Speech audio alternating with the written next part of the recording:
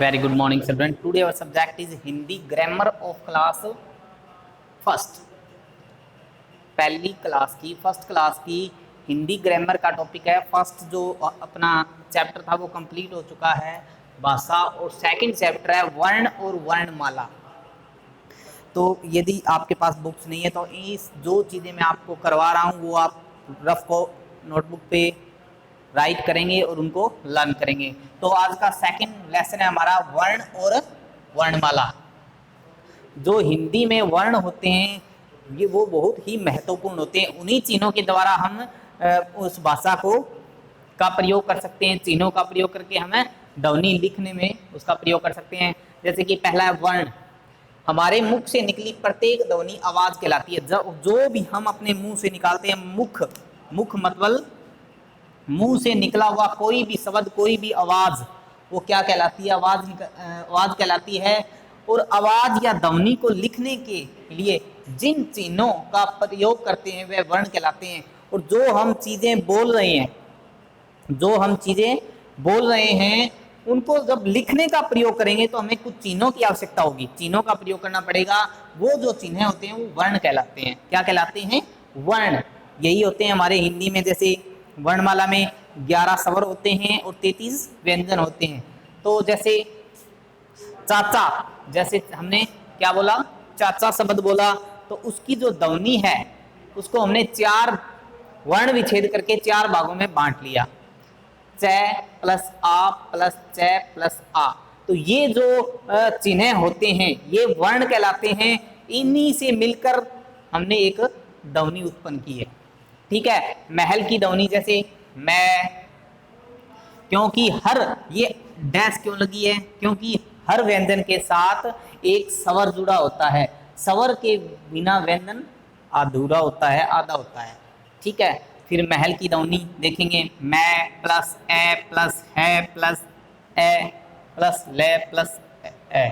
इस तरीके से जो ध्वनि हम उत्पन्न करते हैं उनको लिखने के लिए कुछ चिन्हों का प्रयोग करते हैं। उन चिन्हों को हम वर्ण कहते हैं। ठीक है।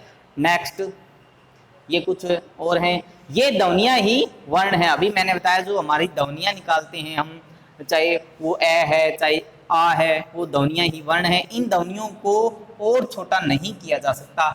इस ध्वनियों को और छोटा नहीं किया जा सकता, इतना ही छोटा किया जा सकता है इनको। नेक्स्ट, वर्णों के व्यवस्थित तथा क्रमबद्ध समूह को वर्णमाला कहते हैं। अभी हमने वर्ण के बारे में पढ़ा कि वर्ण क्या होते हैं, कि जो हम ध्वनियाँ उत्पन्न करते हैं उनको लिखने के लिए कुछ चिन्हों का प्रयोग करते हैं, कुछ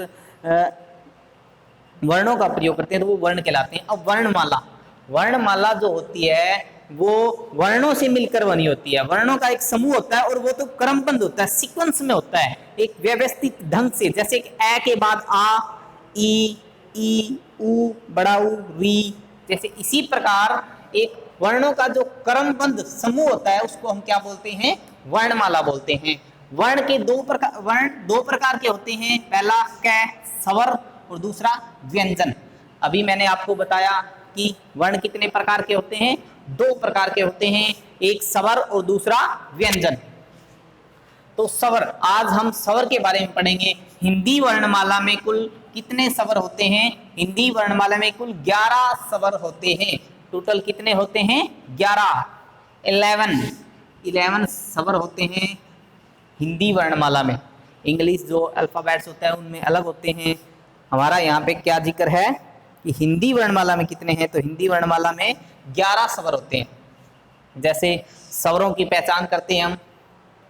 पहला है ए, ऐसे अनार, ये एक स्वर है। दूसरा है आ से आम, ई से इमरती, ई से ईख, ऊ, लू, ऊ, उद बिलाओ या ऊन बोलते हैं, री, ऋषि, ए, एकतारा, ऐ, ऐनक,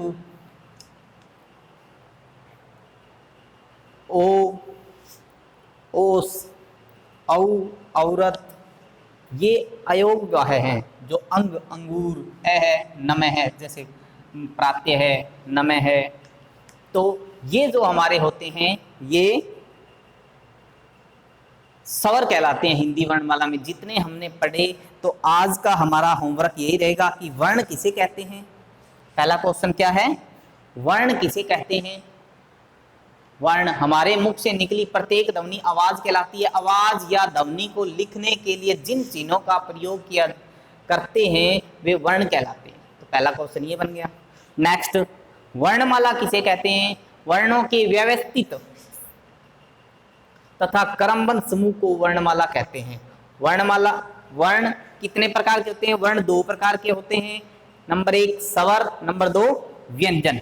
तो हमने हिंदी में कुल कितने स्वर होते हैं, हिंदी में कुल 11 स्वर होते हैं। तो इस प्रकार हम 4 क्वेश्चन आज हमने लर्न कर लिए। तो आपको ये क्वेश्चन जो ये लेसन है ध्यानपूर्वक लर्न करना है और इन स्वर को अपनी कॉपी पे राइट करना है।